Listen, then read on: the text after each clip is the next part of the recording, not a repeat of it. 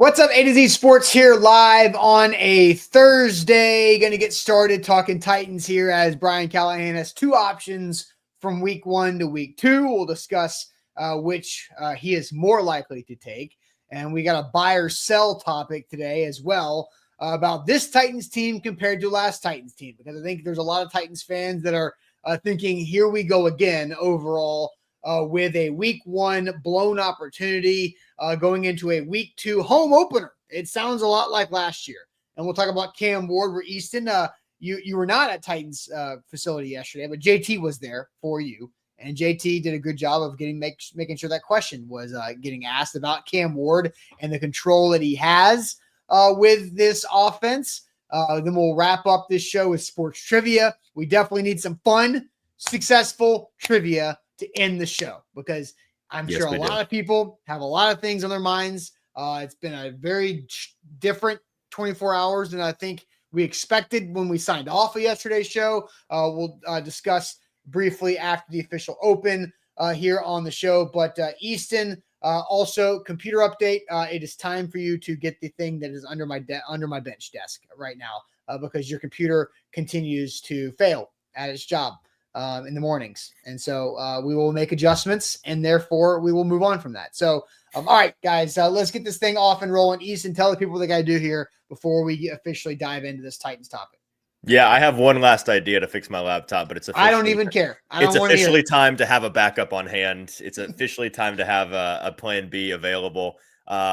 Looking forward to today's show. It's going to be a good one, and looking forward to today. Hopefully today is a less chaotic day than yesterday was. Excited to focus back in on the Titans and talk about the Rams game coming up. Really exciting game, as you pointed out. Very Freaky Friday from this year to last year, the way that things are starting for the Titans. And we're hoping that this weekend they manage to break that cycle and not have us continue to compare them to the 2024 Titans. Going to talk about all of that and more, but first, make sure you've liked the show. Like the show on Facebook, like the show on YouTube. Do both if you feel so inclined, and then jump into the comments with Tom and Bork and Jason, Drayden, Titan Joy, Lindsay, Rooney, Curtis, John, some familiar faces there in the chat. Good morning to all of you. Hope that you're having a good start to your Thursday.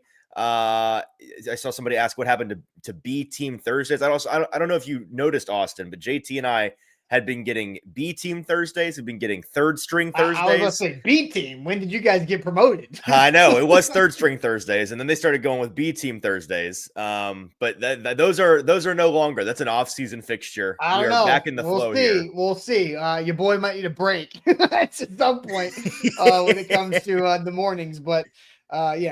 Look, third string Thursdays. I'm a sucker for alliteration, and I love third string Thursdays. I think that's. I hate third string Thursdays because how dare you? Because you guys are not third stringers. I just think it's a bit. It's funny. It's great. Yeah, like, who's the second stringers if we're the third stringers, huh? There are no second stringers. It's just. So like the show. Here's the official. JT's a rookie, therefore his name has an underline, and Mike Vrabel automatically puts him at third string. So it just leaves a gap for second string because he's a rookie. I think behind some total. Oh, I see. Yeah. The gap of rookie dues that need to be paid. I see. Exactly. All right, but let's officially get this thing going. Welcome to the A to Z Sports here live on a Thursday, powered by our friends at BTA Sports, with the BTA Sports app to make us better with our sports betting and our fantasy football. This season, we're live every weekday morning around 8. It'll be earlier once Easton's computer gets fixed and his backup computer is an option. Streaming live on Facebook, YouTube, and Twitch. Links tweeted out segment by segment on our Twitter X timeline. That's at A to Z Sports. Follow us on Instagram, TikTok for more Titans coverage, as well as leaving us a 5-star Google review. That goes a long way for us, and it helps us out quite a bit, as well as our sponsors to make them show the love there. Wilson County Hyundai. Make Wilson County Hyundai a part of your new car buying process in Lebanon or at wilsoncountyhyundai.com. The Bone and Joint Institute, Bone and Joint region's destination for comprehensive orthopedic and sports medicine care. The Barton Drury Insurance Group, customized solutions for all of your insurance needs. They are local and online, bartondrury.com. Botero Carts, life is short. Buy a golf cart. 2 locations to serve you in Gallatin and the new one in Columbia.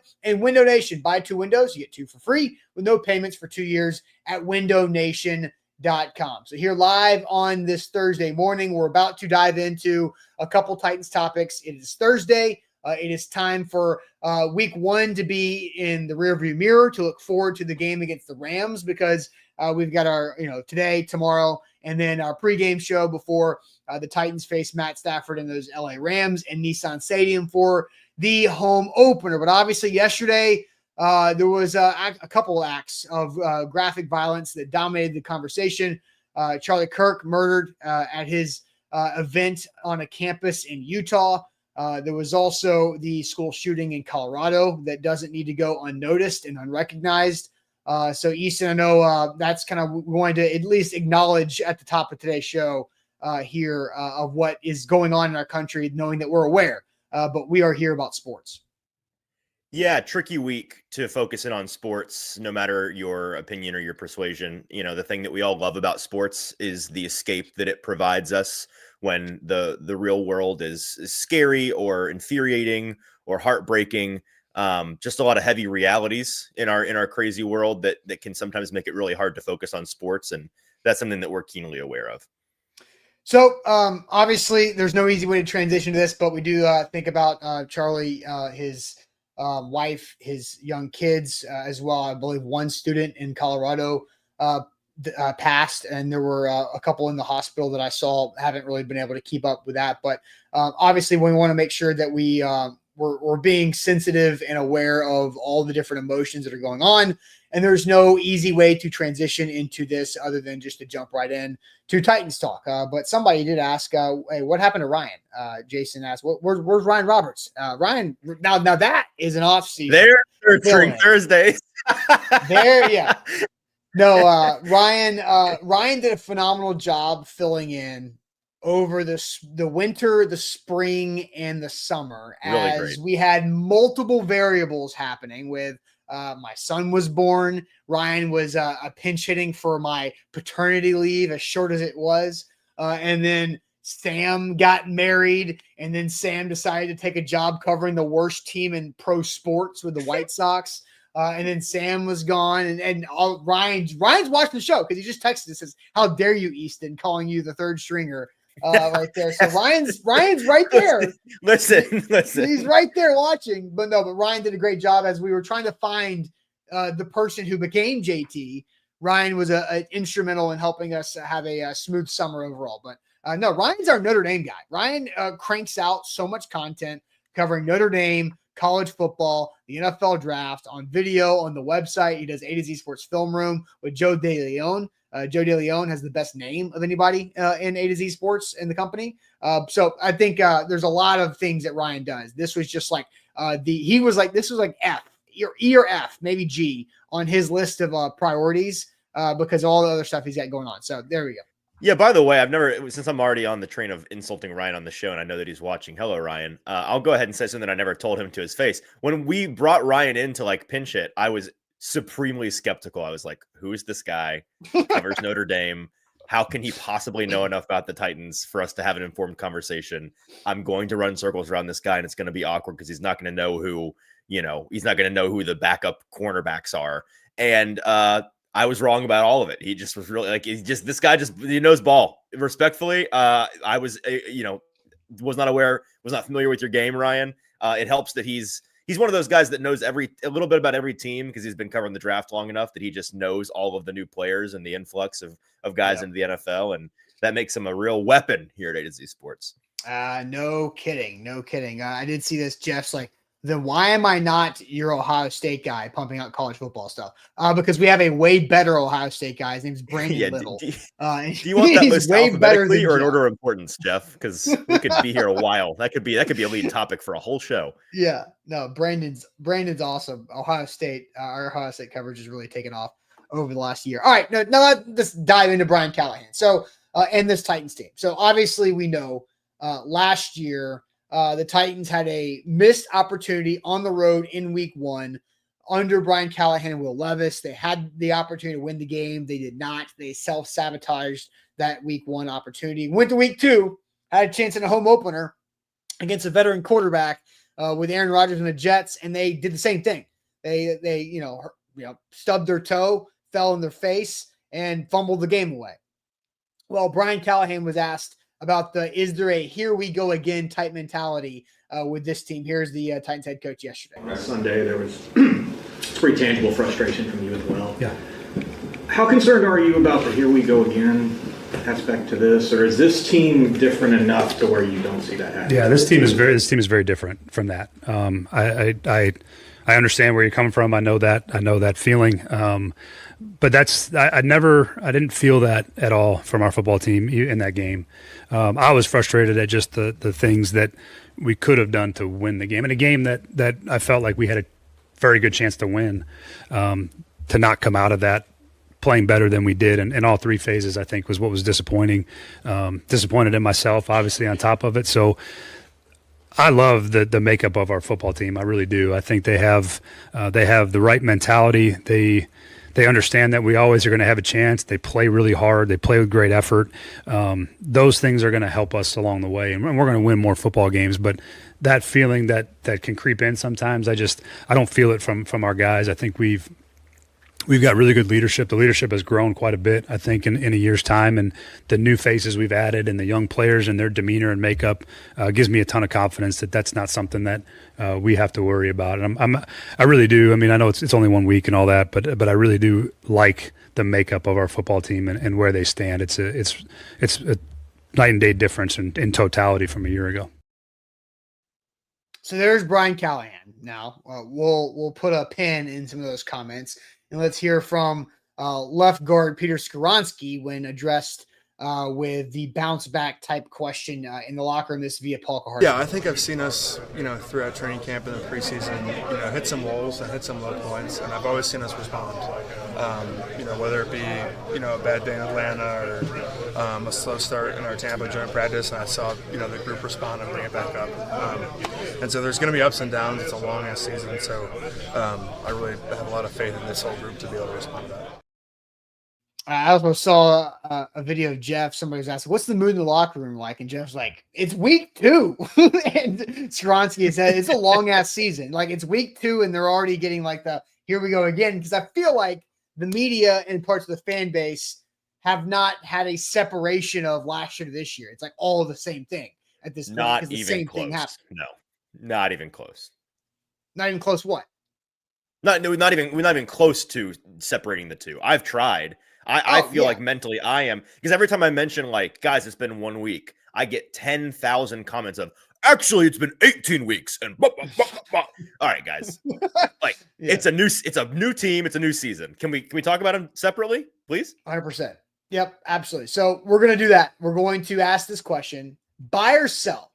This Titans team is different from last year's team when it comes to bouncing back from mistakes. Do you buy or sell that statement that this year's team is different than last year's team when it comes to bouncing back from mistakes? I just put that in the chat. I love myself a good YouTube poll. I also love myself a good bit. And this graphic is the first time I've used it on the show here with Window Nation. So windownation.com is where to go. Guess what I did? Easton, I told you yesterday that I went to windownation.com in the morning and I filled out the form for a free estimate to check out my house for new windows, for how Window Nation could help me out. Well, they called me yesterday afternoon, got that set up for next Friday. They had earlier appointments, but my schedule next Friday was better than this week. They even offered a $100 gift card to me if I could do an appointment today or tomorrow, but didn't work out with the schedule. So that's what Window Nation is doing.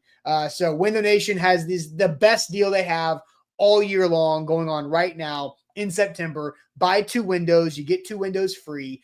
And they also don't have to, you don't have to have any payments on that until 2027. So that means no down payment, no monthly payment, or no interest until 2027 if you want. Now, you can do whatever you want to financially, but they give you 2 years of wiggle room opportunity, however you want to pay off these windows, to improve your home, to lower that AC bill, to make sure your gas or electric bill this winter and fall is even cheaper as well, to improve your home, making sure that you don't have anything getting out or getting in that you don't want. Window Nation also has the aesthetics too. So check them out online at windownation.com for a free estimate. But only this month can you get the buy 2 windows, get 2 windows free with any payments until 2027 at windownation.com. Yeah, not to insult our friends at Window Nation, but this is the kind of deal that when I hear it, I'm like, that's got to be too good to be true. They're giving away windows. Yeah, right. We've vetted that, and it's apparently they really are. Just you can. I don't know how that's profitable for Window Nation, but take advantage of the deal while you can because they're giving them out. We're also brought to you by BTA Sports. Better for betters. We really appreciate the folks at BTA Sports. Met with them yesterday, had a very good chat. Feel like I better understand what this app is doing for us as bettors. Really psyched about continuing to lean on their analytic modeling for this year's betting here on the show. Going to make some money. Check them out. BTA Sports. Use our code ATOZ Sports, or the link is probably the easiest way to sign up. That link is in the description whenever we shout them out, including this show right here. Click that link and you can sign up using our code for a 14-day free trial. Right. All right. So Easton, I just set up the YouTube poll. It's only it's 0 minutes old. So we will let that continue to mature and get some data in there. But we're asking the question, buy or sell? This Titans team is different from last year's team when it comes to bouncing back from mistakes. So buy or sell that statement. What are you seeing here from the chat on this Thursday morning? Let's see. Scrolling. Curtis and Demario and Raz. And it's Tony Ransom and Jason and Eric and Daniel. Everybody has not been broken quite yet by the Titans. They are buying. They are buying. Everybody? Well, let's see. I mean, the first 7 people that responded. We found one. Here we go. Connor Kills. He's selling it on clearance. He wants it out. Everything must go sale. According That's to Connor, close to which is a fun Window way Nation's of doing. He wants a Window Nation type sell on this thing. Duran says he's selling it until the Titans score more than 17 points. It's always going to feel the same. But then Troy and Billy and Scott and Chris, I guess he's kind of fence writing there. They are all buying it, as is Nick, because Cam is a leader that the team believes in. So he's putting his faith in Cam Ward being the difference. So there's a couple of folks like Drayden who are selling it. It's the same old pair of dirty socks, but I mean, 85-90% of the chat, Austin, is not yet, maybe we'll react to the question in 2 weeks' time, but they're not yet broken on the Tennessee Titans. I see Crew is renting it, which is a clever way to create a third fence writing option. That you're renting it, which means this is not available for lease. Nice try. Did you have to put your first month's rent down before? Did you have to do a deposit? How long is that lease, and can you break it? And no, you have this lease until week 4. How long are you renting this thing? Lame. So, I mean, I think if you could make that not lame if you really wanted to go in detail on it. So for me, I'm buying this, Easton, because sure. I agree with Peter Skronsky. We have already seen what this Titans team has been able to do. I'm going to play the 23 seconds from Skronsky again from Paul Kaharski and go deeper into it. Yeah, I think I've seen us, throughout training camp and the preseason, hit some walls and hit some low points, and I've always seen us respond. Whether it be, a bad day in Atlanta or a slow start in our Tampa joint practice, and I saw, the group respond and bring it back up. And so there's going to be ups and downs. It's a long-ass season, so I really have a lot of faith in this whole group to be able to respond to that. They've done it 3 or 4 different times before now, right? There was a really, really gross practice on a Wednesday. They had a Thursday off, and then they went boom, Friday through Sunday and practiced every day, and they were much, much better. They did it, as Skronsky said, in Tampa, in the same practice. Started off really, really gross and ugly bad and finished strong. Day 1 in Atlanta was bad. Day 2 was really good in Atlanta, and they've done even that in the first game in Tampa, in the second game in Atlanta, and they finished strong in the third preseason game. So I've already seen this team bounce back. And I remember sitting there, I can't remember which opportunity it was where they started slow and bounced back. I'm like, why can't they just not have to bounce back? When can this team actually dictate and be the tone setters? But it shouldn't surprise us all that they are in a bounce back opportunity after their first game, because they've been doing this for the last 2 months. So I buy. Right. When are we going to get to lead a show one day talking about, are the Titans going to come back down to earth? I want to talk about a hangover from the Titans. Right. Exactly. They don't have the luxury. Sick of the bounce backs. Be hungover for a second because you had a great time. They do not have the luxury of doing that right now, but I'm also buying it. I'm excited to kind of talk through why we're buying it in more depth, because I think there may be an interesting divide in the chat between where that confidence comes from, whether it's the team as a whole, the leadership of the team, Cam, how that changes when you factor Brian Callahan into things with how I know people feel about him right now. The thing for me is, and we'll kind of go into this more depth, but it is week 2. And so we're probably going to talk here in a minute quite a bit about Callahan's role in this. And I'd imagine some folks in the chat feel like, well, a team's ability to bounce back is a reflection of their coaching, right? The leadership from the coaching staff on down. And while I agree with that in general throughout the course of the season, in week 2, I don't think that player confidence in the coaching and that being reflected in the way that they play is really a thing. You know, we sometimes get, especially when coaches are really on the hot seat, we get to week 7, 8, 9, right? And we start to see teams look on the field like they're giving up on their coaching or like they don't have confidence in what the coaching staff's asking them to do. We do see that, but you don't see that in week 2. Yeah. And I certainly have a much higher opinion of Brian Callahan personally than somebody that's going to have a team that eventually gets to that point. We'll see as the season goes on. But whether or not you think Brian Callahan is exactly the kind of coach that's going to get that result at some point, or whether or not you're somebody like me who has more confidence in him than that, either way, you don't see it in week 2. What you do see in week 2 is player leadership. I think this is kind of a weather versus a climate kind of deal. I think on a week-to-week basis, it is player mentality, player leadership, infrastructure in the locker room that impacts the week-to-week bounce back, especially early on in the season. And the biggest reason why, I know somebody in the chat mentioned it, that I'm confident in this group to. Did your audio just go out? Bounce back. Oh. Hello? Okay. Hold on. Hello? Okay. You're good. You just you kind of left us hanging there. So re-say. Can you hear me now? Am I fine? Yeah, you're good now. But I don't know. Maybe okay. It was me. Maybe it was, I don't know what happened. The biggest, just for emphasis, because it was right at the climax of my point. The thing about this team that gives me the most confidence in them bouncing back is Cam Ward, because to me, Cam Ward is the embodiment of a bounce back. I think that he, more than anybody else on this team, it's certainly more than anybody else on this team last year, is the kind of guy that can, because teams, it's a team sport for sure, and it's not all about the quarterback.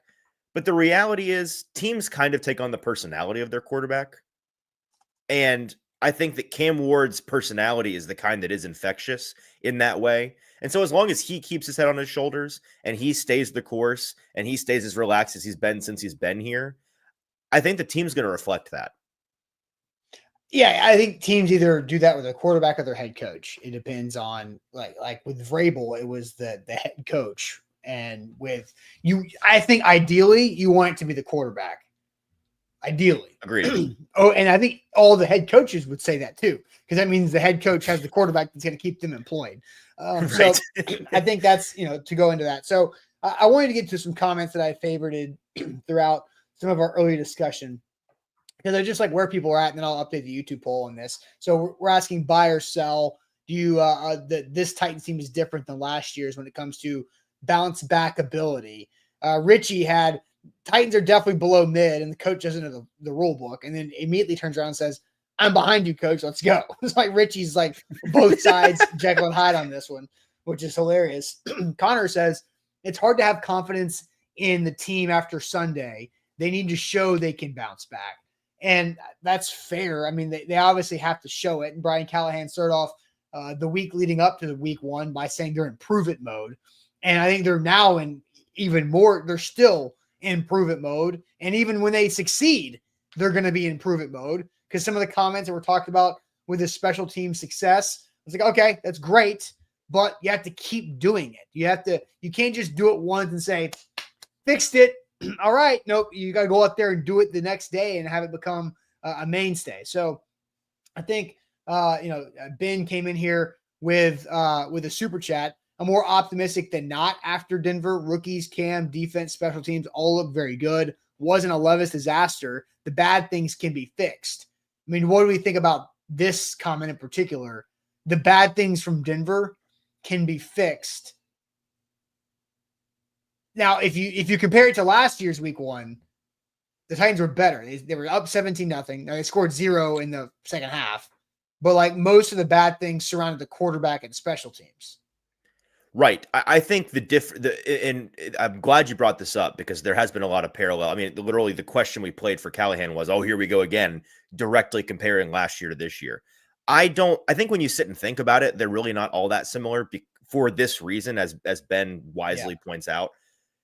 The things that went wrong in week 1 last year were high variance and confidence uninspiring is the clunkiest way to put it. But you get what I'm saying? Like, they were the kinds of things that quickly rattle your confidence in a team and in a person at the quarterback position.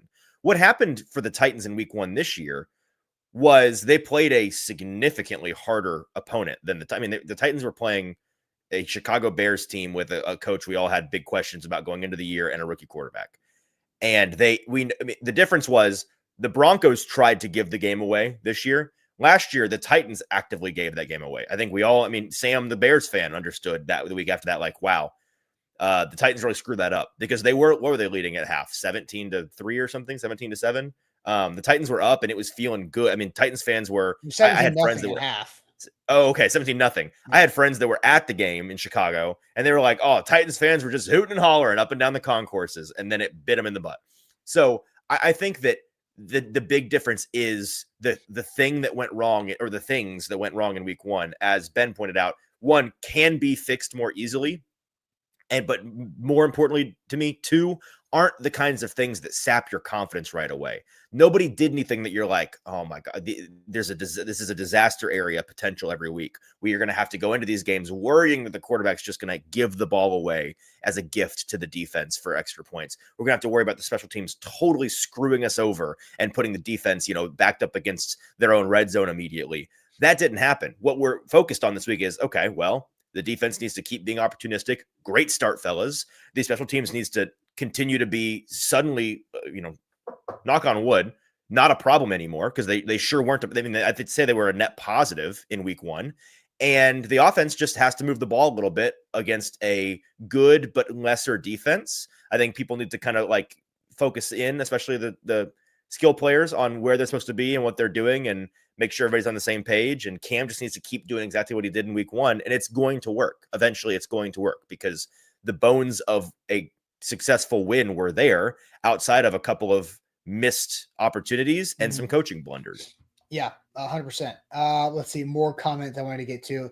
I'm going to save the one about Nick Holtz because I'm going to let you have more time because I don't want to get thrown too far. Are we firing Nick Holtz again this morning? Oh yeah, of course. Nick Holtz is getting fired by at least one person in the chat overall. But we'll come back to that because I want to have the Callahan conversation first, because the title of the show today is Brian Callahan has 2 options as the head coach versus the Rams, and you hope he's learned from the past, because those 2 options are bounce back or be Will Levis last year in week 2. So it's either like, but that's it, right? That's crazy, by the way. That's crazy. No, but it's a, you can make a mistake. Define bounce back, right? So is this a win-lose proposition, or is this a Callahan performance proposition? Not necessarily, because I think even when we ask the question buy or sell about this team's different than last year and bouncing back, I mean, the Titans are still underdogs at home to Matt Stafford and the Rams. The Rams were like a late drive in the snow away from tying the Eagles. The only team that came close to beating the Super Bowl champions last year. Yeah, for sure. And so there was an opportunity there. I was at my baby shower and we were watching that game because, we're Eagles. This is an Eagles household. I'm like, oh, okay. Right. Yeah. Thanks for the diapers. Yeah. Oh, he stared at the TV No. What are you doing? write that gift down. Write that down. But the Rams are a good team. We know that. So I don't think bounce back means that they're going to win. I think it's just play cleaner. Just don't make the same mistakes. Don't step in your own stuff again and again and slip on the banana peel. Don't waste golden opportunities that are gifted to you by the other team. That doesn't have to mean win, but it's just play cleaner, play more competitive, and look better doing it via the eye test, right? I think that's kind of what I'm looking at. So Brian Callahan can either bounce back and have a cleaner operational game where there's, I guess we can list the things that are under Brian Callahan's control. It's either you do that you overcome what the mistakes were in week 1, or you say, I'm not going to do that again. And then you do it again in week 2, like Will Levis did. So let's ask this question here, and then I'll update the buy or sell poll here in a second. But so with Brian Callahan, is he more likely to bounce back, or is the snowball going to keep rolling the wrong way? Is he more likely to bounce back, or the snowball is going to keep rolling the wrong way? That comment is pasted right there in the chat. And Easton, tell everybody about our friends at Botero Carts. Botero Carts, life is short. Buy a golf cart. Our friends are new this season, and we're super stoked to have Botero Carts with us.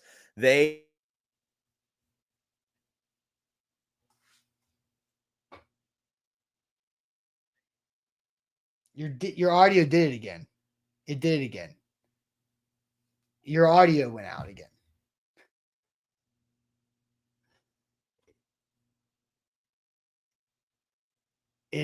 Easton, can you not hear me? Can you not hear me? You muted yourself. You muted yourself. Whoops. Yeah, did none of that.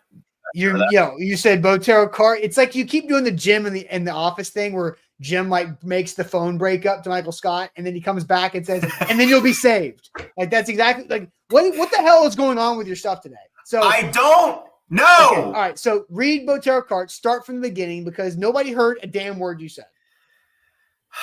The stadium pulse over here is sky high for me. The heartbeat is up. Oh life is short. Buy a golf cart from Botero Carts. I'm so sorry for Botero Carts, our new friends here, who we really do appreciate because they are a nose-to-tail operation. Can you still hear me?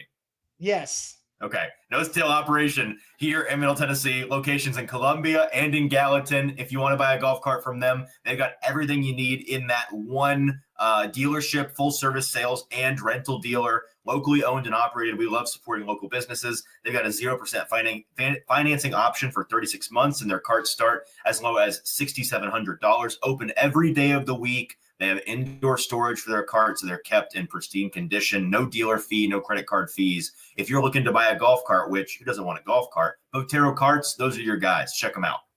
All right, better for betters. That is BTA Sports, who we met with yesterday. A little extra understanding of their history. That video will be out Friday. But BTA Sports, download the app, use the link in our show description on Facebook and YouTube, and you get a 14-day free trial for a $99 season pass for BTA Sports to get better data when you're trying to find how to put together your parlays, how to put together your fantasy football lineups, your daily fantasy lineups as well. They started the company because they wanted to stop losing at fantasy football. And then they started to find all these different numbers and analytics to help out have better bets. I saw the total for the Titans-Rams game is currently at 43 from BTA. My book has it at 42, and that's like a 70% chance for that over to hit. So they're expecting more points for Titans and Rams compared to last week, which there were points on the table that were not scored last week in Denver. So BTA Sports, hit that link in our descriptions today to download that app. So Easton, I will send you to the chat. Is Brian Callahan is he more likely to bounce back or for the snowball to keep rolling the wrong direction? Let's see. I am way backed up in the chat here. Eric says that he is more likely to bounce back. Hayden agrees. Titans Kyle agrees. So I'm pleasantly surprised that the chat doesn't appear to be all out on Brian Callahan after just 1 week. Corey says keep rolling. It's Callie. More likely from Eric. No one knows exactly which one he thinks is more likely. He just thinks it's more likely. DeMarco rather says that the Titans are bouncing back big time. I'm trying to find, bounce back. The Rams aren't as good as the Broncos is what Tall Texan is banking on. Okay, here's somebody. Jack thinks that he's headed in the wrong direction. So Jack is not expecting a bounce back. But everybody else, Deborah and Rodney, people are still really talking about what Nick Holtz does around here. I saw that there are accusations that he hates puppies, that he was caught punching babies, that all he does is warm up coffee around the office. Crazy town. So yeah, it's kind of the same split. Maybe I'm seeing a couple more wrong way snowball effects. So folks have less confidence in Brian Callahan to bounce back than the rest of the team to bounce back, but it's still a clear majority expect him to have a better game this week than last. Yeah, so I ended the first poll, which was buy or sell. This Titans team is different, and that was a 67% buy. Currently, the new poll that I put up is early. It's way early. It's a just now, but it's 65% Brian Callahan to bounce back. Huh. So I don't know if this is just getting later in the week, further removed from Sunday's post-game presser to Monday's press conference to the whole not knowing the rules gate that people are now just calming down and settling back in and think he's going to bounce back, because I don't see – there's no examples that Brian Callahan has continued to make the same bad decision in game yet, like Will Levis had, right? Like, has he been perfect? I think there's been some real revisionist history on this, Austin. Okay. Go on. I mean, and we don't have to sit here and go through all of it, but well, I've tried to point out this because I've seen a lot of reactions to week one that are in the vein of, well, it's just because people trying to make it's not game 1 for Callahan, it's game 18 for Callahan, making that argument. They are saying a lot of, it's all the same issues that Brian had over and over last year. And to your point, I disagree with that entirely, that there were these fundamental recurring issues with the way that Brian Callahan was calling the games. Now, there were issues that were endemic to this team that we talked about all summer, right? It was the penalty problems, real issue, still an issue, right? We talked about this. There was the general lack of leadership in that locker room. And while it's on the players to step up, I do think that the situation to breed leadership is fostered by the coaching staff. And so I think that they took a big part of the blame pie for that and spent a lot of the offseason fostering an environment where that can grow. But when it comes to, and I generally am somebody that really is hesitant to criticize play calling, especially in the moment, because as Brian Callahan reminded Paul Kaharski in the post-game press conferences, did you have the plays, Paul? Did you know it was supposed to happen? We don't know. And almost always, whenever I think something makes no sense in a play call, when I get to go back during the week and watch it on film, suddenly the intent is revealed. And that's not to say that there aren't some plays where it's like, I still have no idea what's going on. There are some. I was going to get to one because our guy Shrike, who watches the show frequently, knows that I cannot stand when in the tight red zone, close to the goal line, when coaches call quarterbacks to roll out, limiting the field. And that was my reaction to this play at first, right? Same. Was, okay, right, here you go. Great opportunity for the Titans to get in the end zone right here. What are they going to do with Cam Ward? I can't wait to see what they're going to do. And I'm like, no, don't do this, damn it. And then I see this. I'm like, Van was wide open, right? Like that was an easy, quick, it should have been a quick throw touchdown that was perfectly called and poorly executed by the quarterback. Executed well by Van up until the point of catching the football. So I think that's just one example of reacting to the play calling in the moment without knowing it. Yeah, absolutely. And so I just to kind of put a bow on my point here. And again, we could probably sit here for the next hour rehashing all of this, but I don't think last season Brian Callahan's performance as an in-game coach, from play calling to game management to analytical decision making, I don't think that he had these big recurring issues that are now once again rearing their ugly head.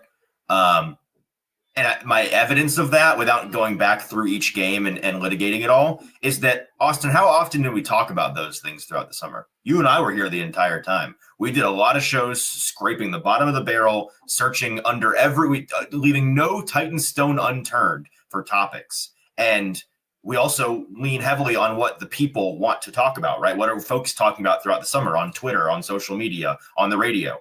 We didn't spend all this time talking about these big endemic issues and concerns with Brian Callahan. I feel like we would have if they existed last year. So now that we suddenly think that they were real because of the first game, I think that you guys are full of baloney. Like, I don't believe you. But I will say, 74% now people think Brian Callahan's going to bounce back. So the people that are full of baloney are the minority, which is good. Like, it's 26%. It always helps. You give it 48, 72 hours after the game, and folks, they calm down a little bit, don't they? Yeah, it seems that way. Yeah, it seems that way. So some more comments to get to here overall. I saw this. Ed asked Austin and Easton. He calls you Eastern, which is funny. Typo. Eastern. I'm sure that's never happened in your life before. I Never would once. I would love for both of y'all to tell me how many games y'all have the Titans winning this season. I only have 4 or 5. So we did this, right? I said 6-11. We both did individual season preview shows. You did it with JT, I did it with Zach last week. I said 6. I said 7. You said 6. Yeah, and Zach said 6, and JT had 6. I think everybody but me had 6, and I went 7. Openly admitting that I was being the most it was on the optimistic side. But if there's ever a time for blind optimism, it's preseason predictions, I think. Sure, and I think all 4 of us had Week 1 Broncos big red L, right? Yeah, So absolutely. guess what? It's going exactly how we thought it was going to go. So who knows what that kind of leans into a little bit. All right. Do we want to talk Nick Holtz, or do we want to transition to the Cam Ward? Because I have an easy way to transition into both. Let's talk about Nicky. Okay. Daniel Caribbean, please talk about Nick Holtz and his inability to prepare the offense. They looked lost out there, and that is Holtz's job. And so that's the first comment there. So what does Nick Holtz do? Why is it ridiculous for people to call for his job when they don't know what he does? He's not the play caller, but he is the offensive coordinator in title. So Easton, I'll let you take this from here. Yeah, and Daniel Caribbean, to his credit, I suppose, he's sticking to his guns. He has been on the Nick Holtz hater train all week long. It's been a pet project of his to get to the bottom of why Nick Holtz isn't getting enough blame, in his opinion. What Nick Holtz does, and the best, if you want the best explanation of this, go back to my interview with Brian Callahan in the winter, because the guy that employs Nick Holtz actually explained point by point what he does, and I won't pretend to remember every single thing, but generally speaking, Nick is the guy behind the scenes that makes the offensive operation throughout the week work. He's obviously not calling plays on Sundays, but he is. He has an A1 hand in the development of the game plan, the scouting of the opposing defense, the decision-making as to what kind of personnel is going to be used in the game, in what situations, and why. He has a big hand in obviously coaching up the players during the week and getting everybody on the same plan with the install. He and Brian are hand in hand installing the offense. So it's all of the things that go under discussed and under regarded between Monday and Saturday that make Sunday possible, that he has I'm sure there are some things where he's absolutely the one in charge, and then other things where he's not quite in charge, but he's doing it side by side with Brian Callahan, or in a lot of cases, side by side with the quarterback coaching staff. And that's something that I know is really hard as a fan to appreciate and identify, and it goes unseen, unheard, but it's happening and it's real. And there's a reason why, when Brian Callahan was in this role in Cincinnati, he was, by people in the know in the league, regarded as a really invaluable coach that eventually got him a head coaching job. And, he, not to speak out of class, but it's not like the Titans job was the only job that was available to him. It also wasn't the first job that became available to him in his coaching career in terms of head coach offerings. So he was somebody that was coveted despite being a Nick Holtz. Now I'm not saying Nick Holtz is the next great head coach in the NFL. No, I'm not saying either way on that. I'm just saying these guys, when you know what's going on behind the scenes, then you realize the value that they bring to a team. Yeah, for sure. I think it's there's a lot of those people. And this is year 2 of this for Nick Holtz. Brian Callahan did that job for 5 years in Cincinnati behind Zach Taylor. JR, who is just an overall hater, asked, what's Arthur Smith doing these days? Well, you can Google that yourself if you want to figure out where he is employed, because his team put up a lot of points in a week 1 win in the NFL as the offensive coordinator, JR. So you can pay attention to the league there. So I think, there's no evidence of Nick Holtz being bad at his job. Now, I also understand the people that don't understand it. There's also no evidence of him being good either, because the Titans offense has not been good. So, but it's the Nick Holtz question is as simple as the Brian Callahan question. I think that Nick Holtz deserves as much praise as Callahan gets, and as much criticism as Callahan gets, because a lot of what they do is a team effort. Yes, they are a duo, and they are tied at the hip. I think, for the most part. All right, let's go ahead and get to this Cam Ward conversation, because a couple of comments when we were having this conversation about Brian Callahan, Tom says, how do we know what Cam checked into versus what play was called anyway? And then Daniel says, Cam changed the play at the line a fair amount as well. So we will discuss that in particular because that was on the docket. You guys, great comments to lead us into what our second topic was going to be with you guys. So we will do that in Cam's control and what should we expect and look for. But Easton, go ahead and tell everybody about the Bone and Joint Institute. The Bone and Joint Institute, locally operated in the Middle Tennessee area. I stumbled through. You operate a hospital, right? The group of a dozen specialists at the Bone and Joint Institute are located just off of I-65 in Franklin. I pass by their big, magnificent building all the time when I'm driving up and down the interstate. Very easy to get to if you're in the area, and extremely helpful if you need somebody to trust with any kind of injury that you are dealing with. Our friends at the Bone and Joint Institute, boneandjointinstitute.org. They are boneandjointtn.org, I should say, are the ones that you need to go to if you are in this area and need help with any kind of injury, because they are a state-of-the-art rehab facility to help you recover. Another nose-to-tail operation sponsoring the show. For your convenience, they have a clinic, and they have testing, they have imaging, they have surgery, they have rehab. If you need any kind of medical advice or help or rehab, check them out at boneandjointtn.org.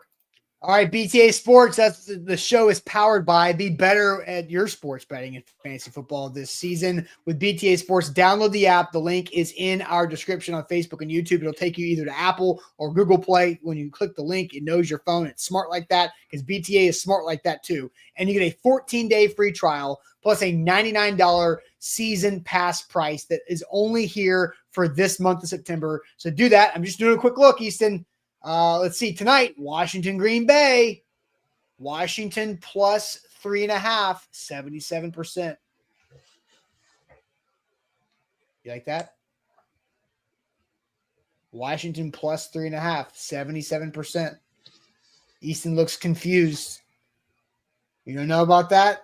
We'll find out.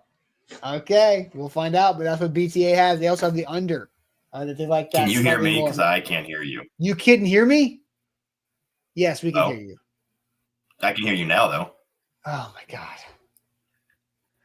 I think the inverse of what happened earlier happened, because then I couldn't hear you for a minute. I am about to throw all of your technology into a lake. I feel like, remember that one game that Ben Jones played for Vrabel, where afterwards there was that clip of Vrabel hugging him in the tunnel, and he was like, "I've never seen anything like that before. I couldn't believe you survived it." That's how I'm cheering my computer on right now to just get to the end of this episode, because it's got 2 bum ankles. I think it's ruptured its spleen.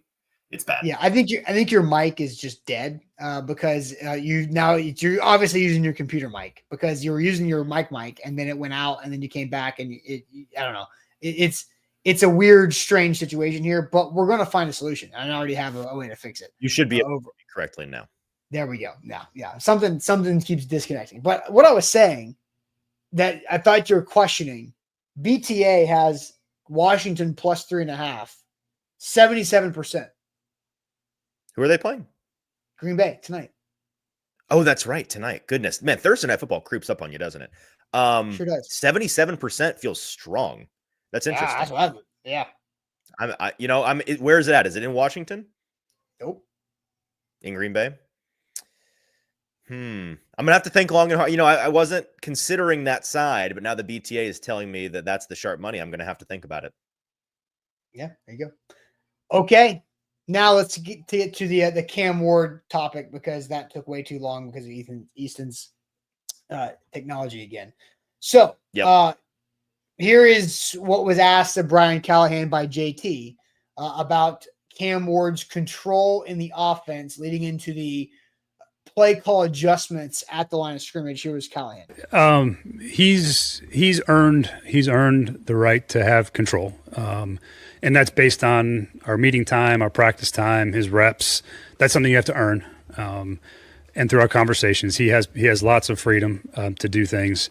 A lot of the things we're always, we try not to be surprised by it. That's the end of the day. It's like things that we talk about over the course of the week that we like.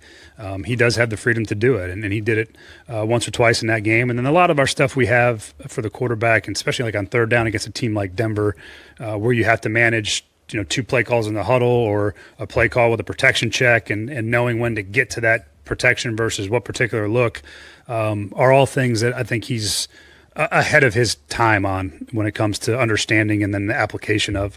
Really excited about the things that he did in that game. His demeanor, not getting rattled, staying poised in a really challenging spot, was very encouraging, and I was really pleased with that part of his game coming out of that game last week, and really looking forward to what, as he continues to grow, what that looks like. But he's got the mental capacity to really have complete command of an offense. And while he's not there on every down, he hasn't played for 10 years, different than the guy across the field, I think, this week, who's got incredible command of everything they're doing there.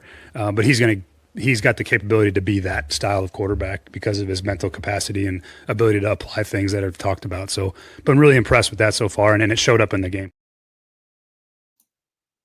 So it showed up in the game there. Now, Corey says it isn't hard to understand handing the ball off. I get this, to me, I'm guessing, is a shot taken at the end of half sequence, right? That's got to be what Corey's referencing. But I mean, who knows what happened there, right? If Cam Ward has the control to change things at the line, then we honestly know less at this point. And especially, here's how Cam answered the question about his learning of checking at the line of scrimmage and going through that from week 1. I think it's both. Every game, learning opportunity. I think it's just we didn't find a rhythm within the game, and that led to us just being inconsistent. Penalties didn't help us, on both sides of the ball. So I think the biggest thing, if we limit the penalties, we'll be able to have some of those plays back. Callahan had mentioned you having the freedom to check, but he said that, there's a balance between checking to get out of a bad situation and checking to create a big play. For you, how do you create that balance and make sure that you're doing the right thing, what your coach wants you to do? Just continue to see it the way Coach Callahan sees it, why he's calling a certain play, then also why I'm checking the play, whether if it's a look that I like, that I've seen on tape all week, I want to get to a specific run concept or pass concept. So that's just me and him really just getting to it with each other. This is first time with me, a quarterback who likes to check plays. And really, it just comes down to I need to learn more just why he's calling a specific play on this down, and then whether to just freelance and then trying to get to my own play. That the very tail end of that was pretty interesting, right? Yes. He's calling this for a specific reason. I need to understand and respect that. Doesn't mean that you can't check out of it, but you just at least have to know what the intent is behind the call. I think 100% agree. That's the point that I wanted to emphasize. I think that's the most telling part of the answer. This is not some exercise to shift blame from Callahan to Cam, or say that Cam sneaky had a bad game. Nothing no. I think it's just important context to realize. And I think it's a pretty interesting learning moment that Cam's kind of referring to, where as a young quarterback, I could be talking, from a place that I have no business talk, because I've not been a quarterback. I've not been in the NFL. I don't know what the Titans' specific offensive rules are, but just generally, I don't think it's out of bounds to say I could see how a young quarterback could lose sight of the intent behind a play call in the service of trying to match looks, right? Because when you change things at the line of scrimmage, it's in the service of matching looks. And this is where the chess element of football comes in, right? If you have a play called and you get to the line and it's a 4 verts concept and you get up there and they're suddenly in cover 4, it's like, oh, well, never mind. They are well suited to defend the play call that we have. We need to change it. Now, I think something that veteran quarterbacks learn over time and start to appreciate over time is not only do they see that, identify the problem, and then change it to something else, but they know they keep in mind the intent of the play call. So, for example, if you're backed up against your own end zone, right, and you get a bad matching of looks, you're changing. And again, I don't know what. This is where I know I'm speaking out of my depths because I don't know what options Cam has explicitly. It could be a situation where he's given 2 plays and he's able to check to one other play kind of deal. This is a random, like, what I think could be a scenario, right? Like, let's say you are backed up, right? Let's say the play is a run play, right? And you get up to the line and you see that the defense is showing you something that is perfect for one of your main game plan pass concepts. And you're like, oh, there it is. That's the look we want for this other pass play. But you're backed up. It's the discipline of knowing, oh, hold on. Not right now. This isn't a moment, because we have to make sure that we get out, get some space, and play the long game instead of being like, ooh, too eager. That's the look we've been waiting on, right? And not jumping at that. It's about the coverage, and Charles says coverage and pressure, absolutely. But it's not getting just too eager of that's the look, but is now the time. There, you muted yourself again.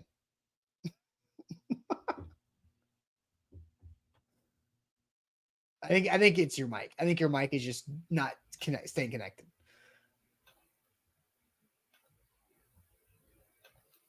We can hear you now.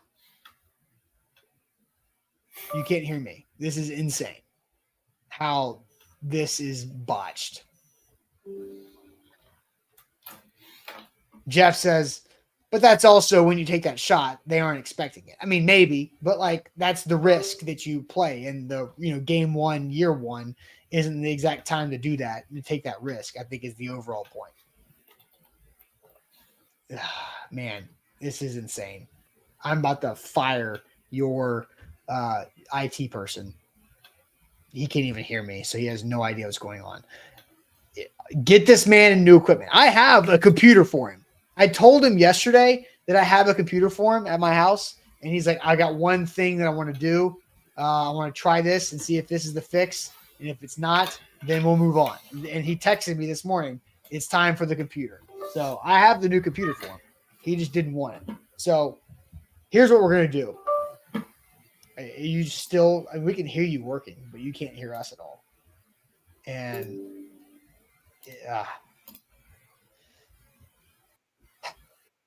I can hear you now, by the way. Okay, you can hear me? Yeah.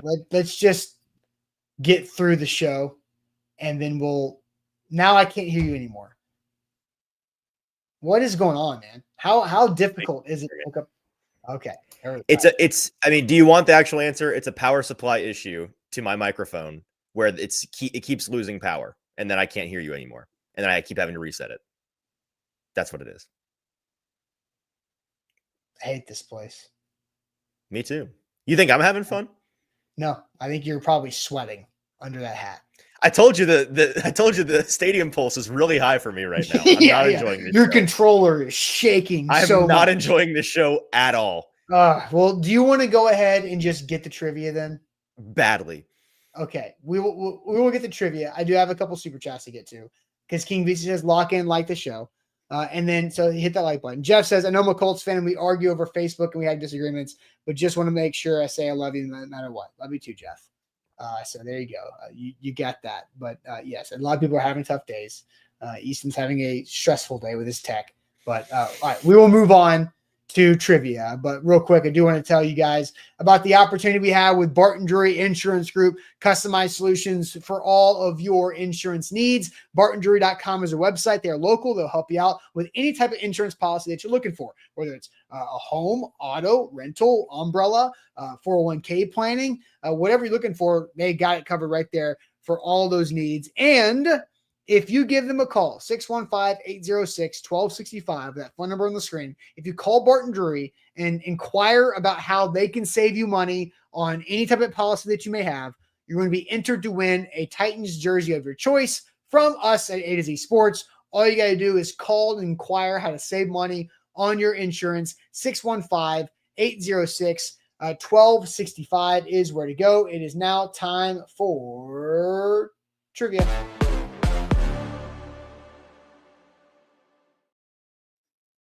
And shout out to Wilson County Hyundai, wilsoncountyhyundai.com. Make them a part of your new car buying process. See them in Lebanon, Wilson County Hyundai. Easton, are you ready for trivia?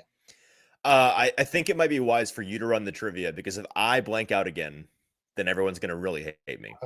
I wasn't prepared for that. Now I got to open up a new window. And well, I think I'm right, though, is the problem. I think that it's probably the best. All right.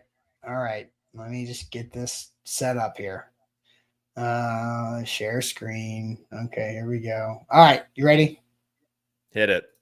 All right. Are we in? I think it's working. There we go. All right. I see it. We got it. Let's end this show and be fast. Okay. Make sure I can see the comments. Randy, best idea all day, Easton. Good job. Okay. NFL around the horn and finish it with mashup in the middle. Here we go.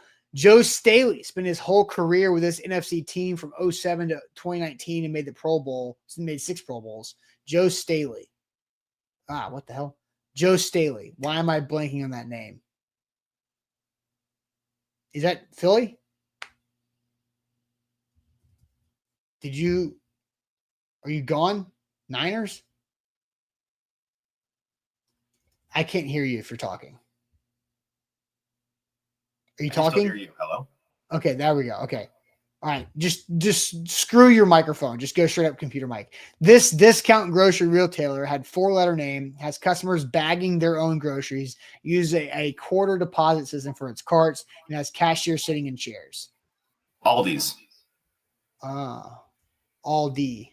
Yeah. All right. TV. Charlie Cox had the lead role at Matt Murdock on this Netflix Marvel superhero series. I have no idea. Oh, Daredevil, I believe. Chat, back me up on that. I'm pretty sure it's Daredevil. Nope. Oh, Chat is all over it. It is one word, Daredevil. My bad. Yeah. All right, movies. A box office hit and critical success. Ron Howard directed this 1985 film following a group of old people rejuvenated by aliens. What? Huh? Ron Howard's a great director. I'm familiar with this one. Yeah. Old people rejuvenated by aliens? Cocoon? Okay, sure. Apparently everybody knew that, but us. Okay. Music, 2012 song by the band The Neighborhood has over 4 billion Spotify streams. No clue. Sweater Weather. It has to be Sweater Weather. Beverages. Proper number 12 is a brand of whiskey that is rooted from what country? Ireland. It is MMA fighter dudes. In his second MLB season, this Cubs starting pitcher finished 3rd in the 2003 Cy Young voting, but pitched only 57 more games after. My thought is it's not Kerry Wood, because that's second MLB season. I have no idea. By the way, it was Conor McGregor's. That's how I know it. Mark Pryor? That's a good one. Yeah. Sure. All right, college football. Nice. After his stint coaching the Packers, Mike Sherman was the head coach of Texas A&M. There you go. And then celebrity mashup. Come on. Oh, that's Zach Braff. Yep. Good call. And then who the inside guy? I know it, but I don't know it at the same time. It's not the guy that's he's Harvey Aaron Dent, is Eckhart. it? Yep. Yeah. That's Okay, from Dark Knight. It is him? Oh. Yeah. Boom. 311. Wow. Under the darkest of circumstances, somehow. What up? That's how he finished there. Finish strong. It's not about how you start, it's about how you finish. The only redeeming part of my experience on this show. I think we had a great first quarter, terrible second and third quarter. The middle 8 minutes, we were awful. But we won the game. We finished strong. Great fourth quarter. Good job, chat. Easton came in big with the trivia as well. I had a couple wins there at the end, but hey, good job. Call us JJ McCarthy getting a Player of the Week award based on 1 quarter of football. Yeah, for sure. All right, tomorrow, hopefully Easton has a better. Oh, you're all. I don't know. I might punish you by making you do the show tomorrow. No, don't subject the people to this. I need some time off to recuperate my setup. And yes, that's fair. All right. Make sure you guys hit the like button, like the show before you go. Easton will be better the next time you see him, which is game day, which means you have no choice but to be better. So make sure you hit that like button, subscribe to the channel while you're at it. 5-star Google reviews. Talk to you later. Bye.